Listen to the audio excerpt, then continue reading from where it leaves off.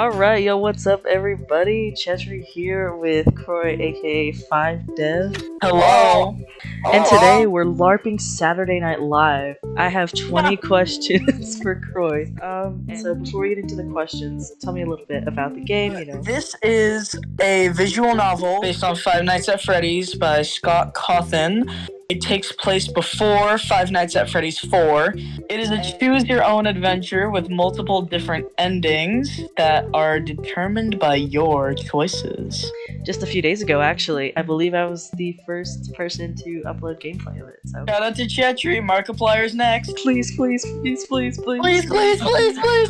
let's just get started on the questions. So first of all, what inspired you to create a fan game in the first place? What inspired me was that I've always loved FNAF. I've loved FNAF since early 2015, maybe late 2014. It was right when FNAF 4 first came out was when I really got into it. I kind of owe my life to FNAF. You know, I started my film career because of FNAF. I met my boyfriend because of FNAF. I'm coming up on 9 years of loving it now, and I had to owe it some kind of tribute in one way or another in a format that I love, and that is VNs. I knew it was something I could do, and honestly, what inspired me to redo it was actually your gameplay and, the FNAF movie. Your reactions were gold, and I just had to remake it. I just had to do it justice because I never got to finish it. So would you say that the FNAF movie kind of brought you back to the roots of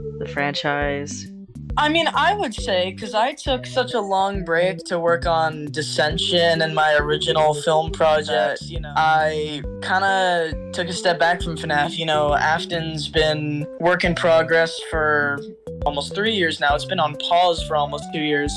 There's always just a sense of nostalgia, I feel, with Five Nights at Freddy's. And I feel like there's a little bit of FNAF in everything I make, that liminality that you find in every part of the game mixed with nostalgia. It's such a unique kind of feeling, and I just love bringing that tonality to the forefront of my projects whenever I can. It's less of the sci-fi stuff that I do.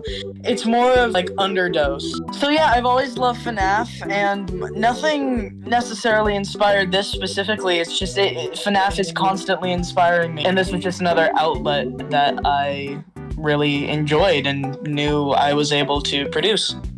That is awesome. So do you have a set of 3 words, just ballpark, that you would describe the fan game as? Suspending. Horrific. Emotional. I honestly agree with those words, y'all. If you want to find out why, play the game, link in description. I mean, the last one really only applies to people that are long-term FNAF fans or really invested in FNAF. Even if not, I would hope it would still be emotional. But I mean on that deeper level of right. Connecting.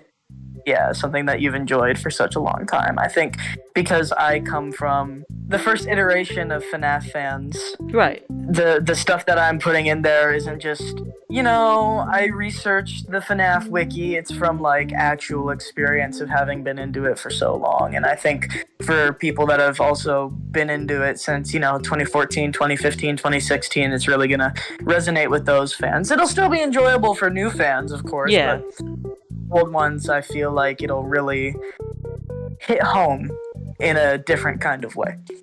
Exactly, and that's what's credible, is that first-hand experience. I think that it matters a lot to those who actually seek out FNAF fan games, because a lot of the time, even though obviously new fans are always welcome, it's an emotional connection. I gotta say, new fans, I know that the pattern in fandoms tends to be, oh, well, I'm from the older generation. Oh, they're not as cool as me. And I'm like, nah. What keeps fandoms going is continuing to gather new fans. So new fans, more than welcome to play the 5. Very much encouraged to play the 5. And keep getting into new things. Keep liking new things. Keep learning. You're what keeps things alive. And if there weren't new fans, FNAF would not be something that I stuck around with, because there would be nothing new. There would be no incentive to evolve and keep creating. And I think that's what makes the 5 so beautiful to me, is that I feel like it definitely expands relatability for newer fans. It all connects, and I feel like that's one of the core properties of FNAF, is it all connects. You can link it back all the way. I wanted to make sure that that element was present, and that there is a timeline here, and things that are being introduced to us only now have been here the whole time. I think that's a core part of what FNAF is. With that being said, how did you balance staying true to the original game's essence while adding your unique creative touch? I did that with the ending mechanic of the game, which is that there are 5 endings through 5 books. You get your ending at the end of the 5th. There is one route that is the canon ending, meaning that it strictly adheres to the FNAF lore as we understand it currently. So that's how I'm staying true to the FNAF lore, is that you can literally play the game and just be completely orthodox to what we've gathered is the FNAF canonical timeline. The 4 other endings I have stylized after kind of the way that the Fazbear's Fright books pan out, where you have the crossover between, okay, this is something that happened way down the timeline, but it's happening here instead. And you're bringing in things that, like the Stitch Wraith. I think, as we know now, the Stitch Wraith is not part of the main 6-game timeline that we know. And again, I'm being loose with that, saying the main 6 games, because there are theories that Help Wanted and Security Breach are not even the same timeline at all. So things like that, where it's like, or Gumdrop Angel. You read Gumdrop Angel, that shit is crazy. That shit's fucking crazy. I'm not gonna spoil it, but there are endings in the 5 that go off the rails like that. Interesting. So you're saying, okay, so it definitely pays homage to the original. It pays homage to the original while being its own thing. And I really gotta thank the books, because what that did was that allowed for an infinite amount of creative liberty while still saying this can work as Five Nights at Freddy's. Yeah, because essentially Scott Cawthon releasing those books is him saying, there are millions of different ways that you can even interpret it, but it can still fit together. And so how does the 5 introduce those new twists?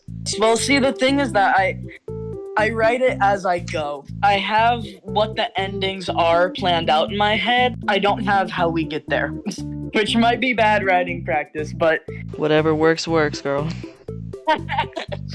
Okay, I'm gonna put a spoiler warning.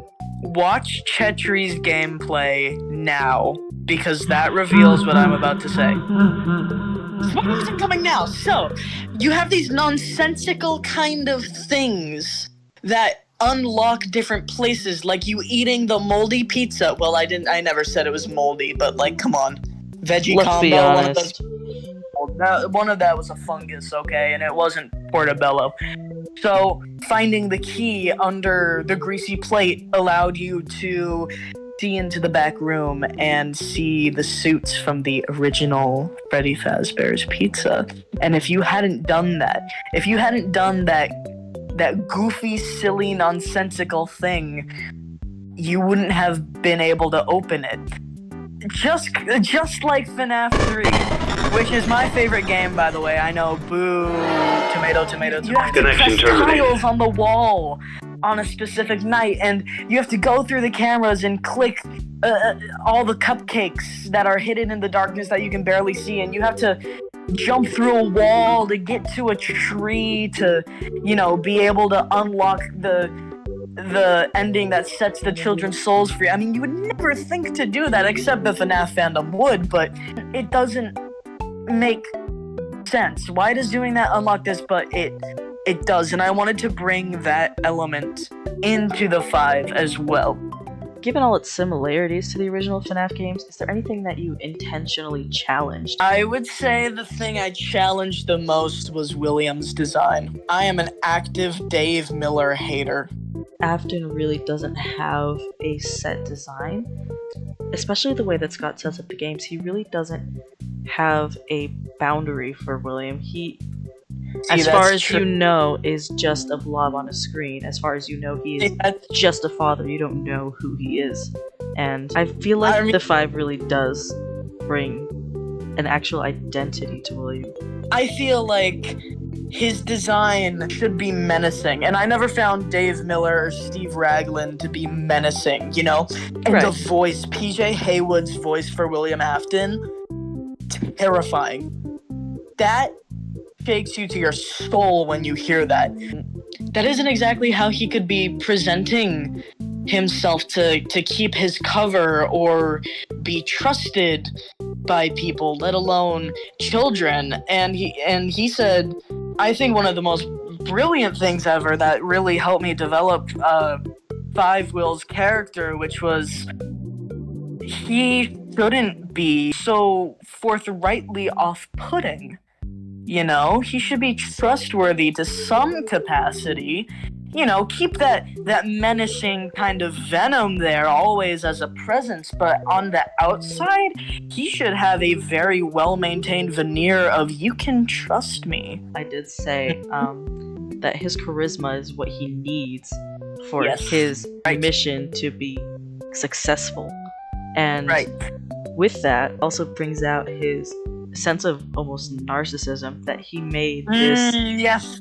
Yes, Yes. he made this franchise, and it is a showy franchise. It really, I mean, like you said, he may not be somebody who shoves everything in your face, but he is.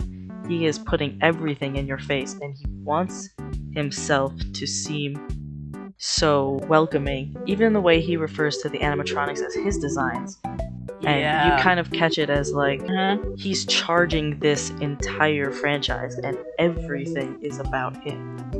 Right.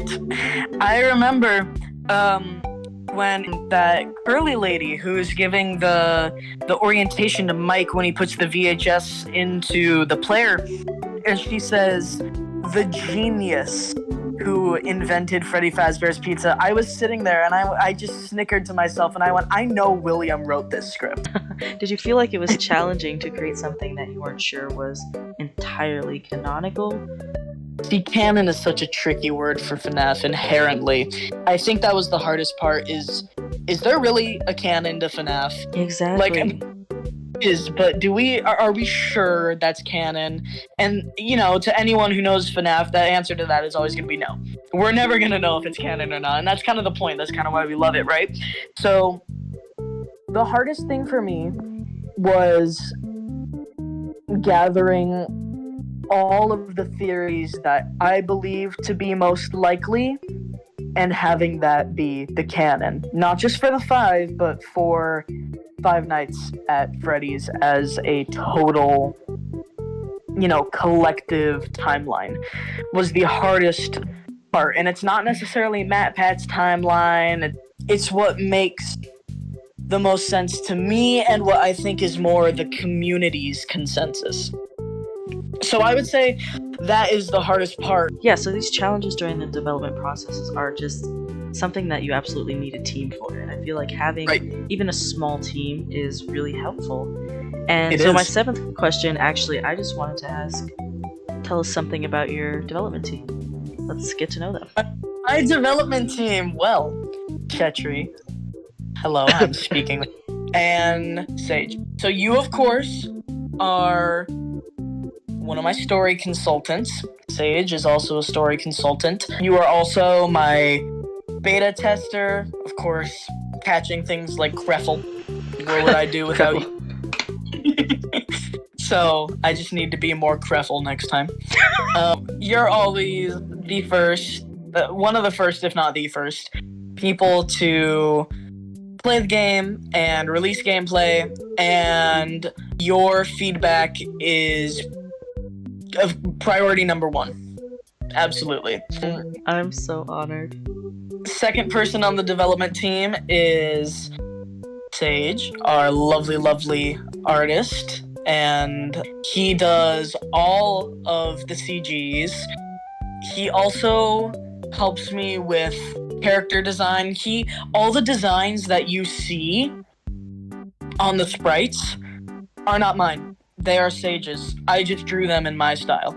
So he made all of these, and I just redrew them into sprites. So he is our character designer, first and foremost, lead artist, and with some of the backgrounds as well. Oh, he does the mini CGs as well. I might do a few of them, but he has done all of them so far.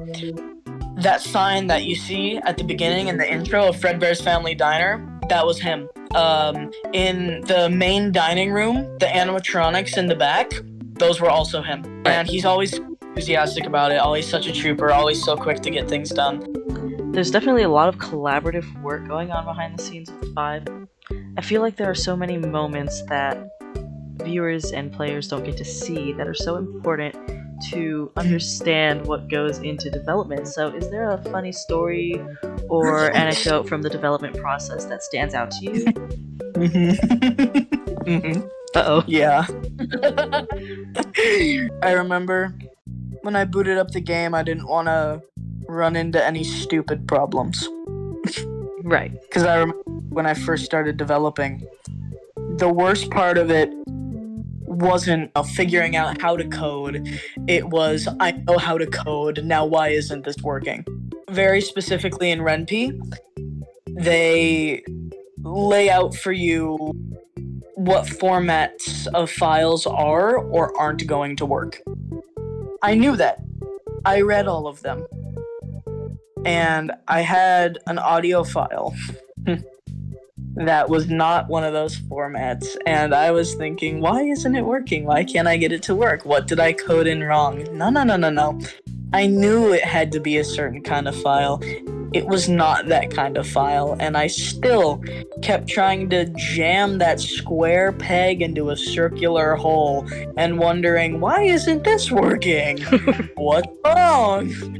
I changed it to an MP3. Boom, it worked.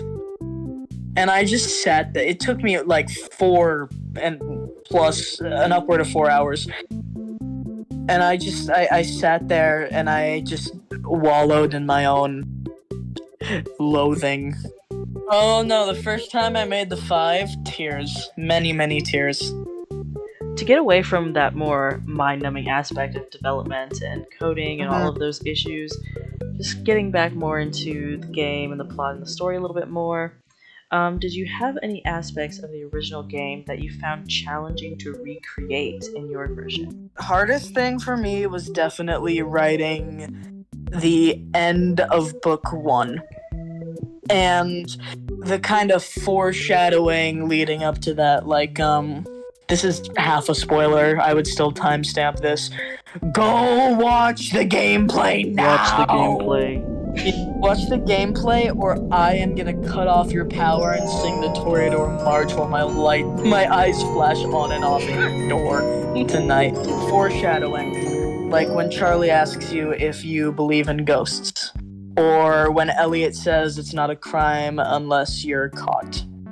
Those are the things that were most difficult to write. Because the thing was that I wanted it to be deeply disturbing, and I wanted to evoke the kind of terror and just evil and that gut-squeezing, bile-rising kind of detail, because later in the game, the kinds of choices that you're going to be making aren't just dependent on knowing, oh, okay, William killed Charlie. It's dependent on, I was there, I saw it, I experienced it, and I had to read that. And I feel like the kinds of choices that you're going to be making later, knowing what you know in the detail that you have to grasp it in, is going to add the weight of guilt to some of those choices. Absolutely. So I think it was necessary to write it in that detail. For that reason of, you really need to understand what he's doing. I feel like, after FNAF 3, it did kind of, I think Scott realized, okay, there's a younger fan base here and I need to start catering to that. which I think good things came out of that. You know, exotic butters and the FNAF specific kind of humor. But I think it also lost that element of FNAF 3 where you really understood there were children murdered for selfish reasons. Yeah. And at that time, we didn't even know if there was a reason at all.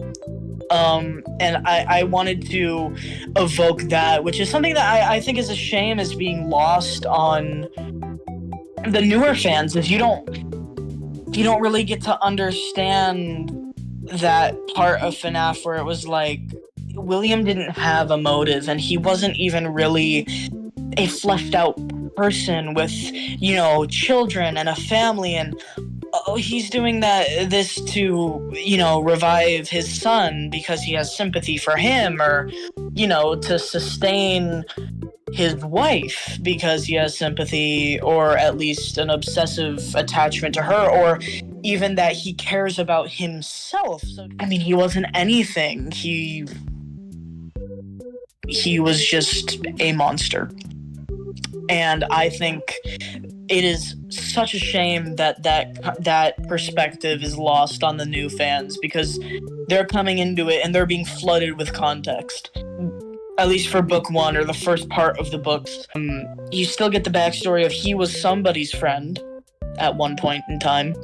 And even though the new storylines and the backgrounds for William Afton really bring out his character, and it really gives those who have been following him through this story a really rigid context behind what his motivations are and what he is doing with this, what we consider evil. I mean, obviously it is evil. Oh, but well. To him, is Yeah. it? Yeah. But to him, takes a certain kind of person. It does. It definitely takes a certain kind of person to see it that way. Oh, and they're out there. Oh yeah. They're too. His personality through the story really shows that you don't know who you're looking at, and even unintentionally, I feel like the original version of the 5 has that element. Thank you. My absolute favorite part, because it was so jarring, and even though I was outwardly confident about what I was doing, I definitely felt the tension, and I felt the need to survive. And you know, a lot of that can be attributed to the soundtrack. And for my next question, I was wondering, if your game had a soundtrack, what song would be playing during the most intense scene? And I mean any song. For the most intense scene that I can think of off the top of my head right now, and a song that would go with it, Inside the Fire by Disturbed.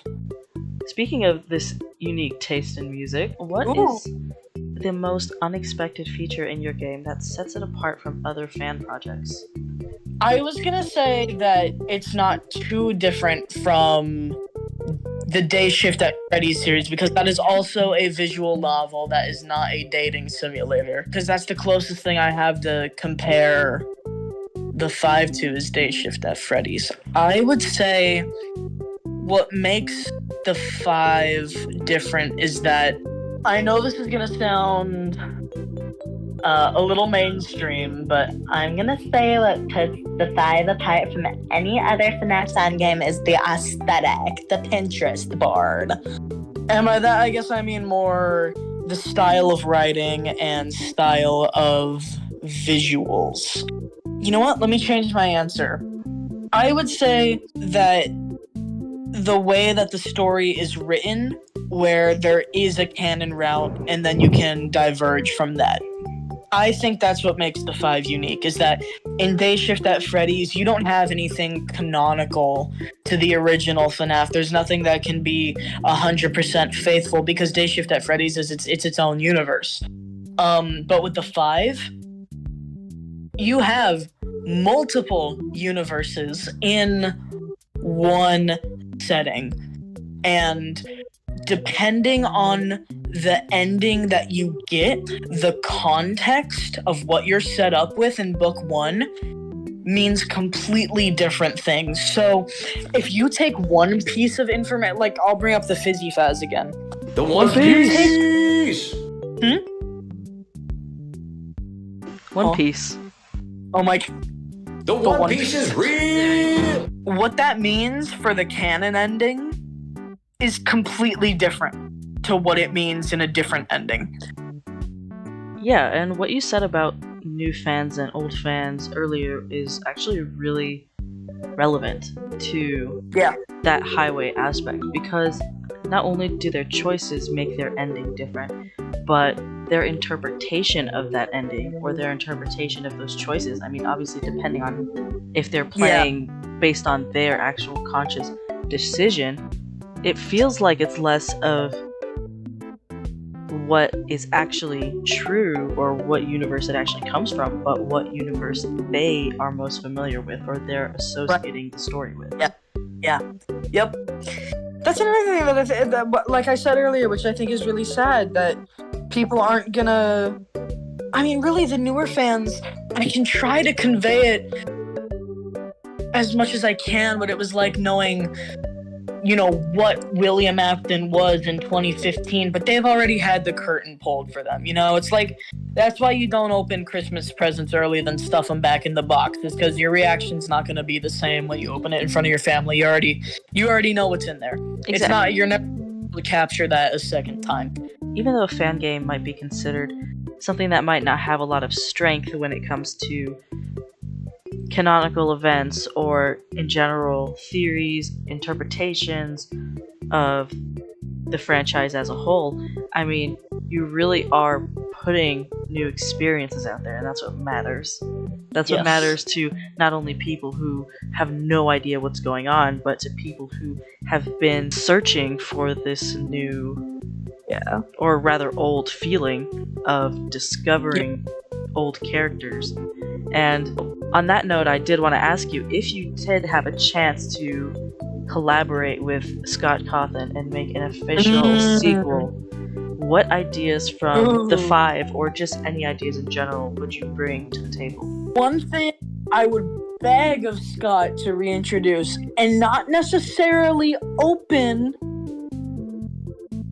is the FNAF $4. Like, I'm not saying it needs to be opened. I'm just saying everyone needs to be reminded that it exists, because I know whatever the fuck is in there is batshit, and I need everyone to remember that the box exists. And I feel like he needs to do that a little bit before he actually reveals, or if he does reveal what it is, because if he just throws it out there, people are gonna be like, huh? Like, what the hell are you talking about? Like, that was so long ago. And I'm not saying I picked and chose what theories I liked or disliked. I'm saying the consensus in the community of what canon is, literally up until the 6th game, I'm happy with, and I wouldn't want to change it. I think Scott did everything right, and what we've interpreted as being canon is fantastic. I think it's a masterpiece, and I wouldn't want to change that. And if the the other aspect of the question, not just what would I add if I collabed with him, just as any idea, but from the game, I wouldn't add any of it, because that changes the canon, and I think it's genius on its own, and I wouldn't want it to change. Yeah. I mean, you're definitely right. I feel like Scott knows what he's doing, and he has a path for what he wants, and I've always been so intrigued by everything that he puts into the games, because it seems as though the entire time he has known everything, and it takes so much to put that into a story. I mean, as an author, it's hard to foreshadow and to reclaim certain parts of your story, and for him to have so many open endings, yet so many good storylines that are satisfying, is just so impressive. I really aspire to have that level of understanding of my own work. I think what you said just now is so brilliant, and those were the words, understanding your own work. I never thought about it that way. Because like with writing Dissension, I would always like think about like how much I envied Breaking Bad for its foreshadowing, and I was like, God, I hope I get to a point where I can foreshadow like, you know, the way Breaking Bad does, because just the way that they do that, like, I mean, it made my jaw drop, you know. So to circle back on understanding your own work, it's the 5 definitely, I mean, from you it definitely gets a bad rep. And I'm not saying that everything in it is perfect and nothing can be changed. It's that even though there were flaws, that there was still such great writing and so much effort and so much to build off of, and it's not something that should be immediately thrown away or discarded, because even though the original 5 is like the Dee of the 5 as a whole, it's like, it's definitely not something that I would like consider to be a dark shadow over the entire thing, because as you've said before, FNAF really isn't an entirely serious game, and in fact what gives it such pull is that it's not serious, and even though you have these lighthearted, laughable moments, that behind the curtain what's really going on. With that being said, how do you feel it has evolved since you've revamped it? The original 5, visuals aside, that's simply because that was a while ago and we've just gotten better as artisans since.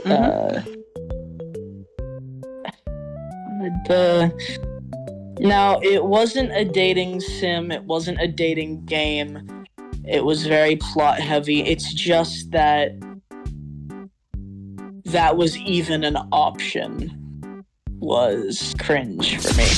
That was taken out because I felt like, even though I really did emphasize it's not a dating game, you don't have to, the fact that it was even an option detracted from the overall story. And I didn't want to blur that line. I wanted it to be very thick, bold, dark, heavy, and you know, lots of barbed wire. Do not cross, basically. Considering that I'm gonna be an adult in 5 months, actually. Like the 5? Like the 5? 4 years might not sound like a lot, but that is quite the developmental gap. So, keeping that in mind, I'm not mad at her. 14-year-old me, I'm not mad at her. I'm just saying, we're not doing that again. And I mean, it can't be totally... I mean, definitely for you, for what you want for your story, absolutely, it can be totally off the table, but for other fan games, I mean, even Scott Cawthon himself, the whole Toy Chica High School Years series, it was absolutely bogus, should not have even been considered, but it is there. It is a possibility. You know what? It gets darker too. This one is heavier, and of course my writing style has evolved, but I think the lengths of disturbing material that I am willing to put myself through to have a more horrific product. Because, you know, I mean, at my core, I'm a filmmaker, and I feel like horror in film is far easier to get heavier in because it's entirely a visual and audio medium, which means that the description is inherent. It's in and of itself as a final product. But when you're working with still images and text, that is harder to invoke that same kind of feeling. And honestly, when I did the first test play for the end of book 1, and when Sage played it for himself, and when you played it for yourself, when that CG of spoilers, go watch the gameplay. I don't know why you haven't done that yet. This is your 3rd time hearing this. I mean, third time's a charm. 3rd time's a charm. I will literally be standing in your doorway tonight, glowing from my eyes and mouth while the Toreador March plays if you do not go and watch it right now and then come back. When you get that CG of where William is over he's holding the bloody knife and he's killed Charlie. I would count that as a jump scare. Honestly, I mean, the visual, even though I had seen it 100 times, I was there with Sage while he drew it for the conceptualization of the CG, post CG going, that looks awesome, coding it in, playing it over and over and over again. It still startled me. Just because I think, you had the rain, that's such a filling sound effect. It's very loud. And then you go to this quiet, deep rumble with a little bit of grain. Just this throbbing bass. Absolutely. When I was playing the game, even though, I've always been a bit of a crybaby when it comes to jump scares, I feel like that has a different impact. Like, it's not just, an animatronic coming up on your screen and waving its arms and screaming at you. It's not like that. It's more of a intrinsic fear, and it's in his eyes. It's the way he is arched over the entire scene. He has a whole different personality. He's in another body. He isn't who he was when we were playing the game and he had his feet laid up on the table and he was reading bills. He's not that person anymore, and you see a whole different shift, and all of that comes together in that 1 second where you're hearing all of those sounds put together, and it's such a beautiful yet terrifying moment. It's less of a gasp and clutch your pearls and more of a just your heart drops and you go, oh shit. Yeah, and that is true fear. Yeah, for seasoned FNAF fans, you get the rain, you get the car, the headlights, it's coming. If you know the lore, you know what's about to happen. And even Scott Cawthon does that in his own games too, is you see Susie playing the arcade games and her reflection slowly becomes clearer, and then you see somebody behind her, and what was at first something so innocent and lighthearted turns into something dark, and you have that same heart drop moment. And I feel like that is what is truly enjoyable about making something like this and connecting the dots with a game that doesn't even connect its own dots. And for that reason, I wanted to ask you, what aspect of game development did you enjoy the most? I'm gonna give you the real answer to that, but this is the BS answer that nobody really likes. But my favorite part of development was actually post-development, seeing your and Sage's reactions to playing the game. Yes. Oh, that's amazing. That was my favorite part. Now, to actually answer your question, my favorite part of development was compiling the scenes, I'd say. I had the art, and I had the story, and I wrote it all out into the code, and I had the music, and I had all these different elements. And my favorite part of development was whenever I would finish a new section or scene, when I would leave the Atom tab and go to the Ren'Py tab, reload the game, and see that scene come together. That really, I feel like that is what, for me, when I see my projects come together, it makes me so proud of how far everything comes, and it's even more amplified in my opinion with game development, because it takes so much effort and so many, and in some cases so many people and so many brains clashing together, and you're just trying to rub the right brain cell against the other one and figure out what's going on. And it's wonderful to see it together, and given all that, being able to see everything come together, what part of the 5 would you say you're most proud of? Just the fact that I think it's cool and that other people think it's cool. That's the thing I'm most proud of, is that I made something cool that people enjoy. Just seeing that something I made not only makes me happy, but other people also enjoy it, and it's like I did that, I made that, and other people are getting joy from that. I'm endlessly proud of that part. Yeah, and it's no matter who they are. They're a diverse crowd, and they're being immersed into something. It's almost as if they're there. Yeah, and for that I ask, if you could step into the world of FNAF, but specifically the 5, what would be the first thing you would do? Get out. For real? Oh, come on. Give me something. Make sure I'm 13 or older. Oh, real, dude. There's a debate about whether Freddy Fazbear's Pizza, like the actual the pizza itself, the actual pies, are disgusting cardboard with glue cheese, or like just the best like pizza in the world. I would want to find out. I'd want to settle the debate. I'm on team. It's awesome.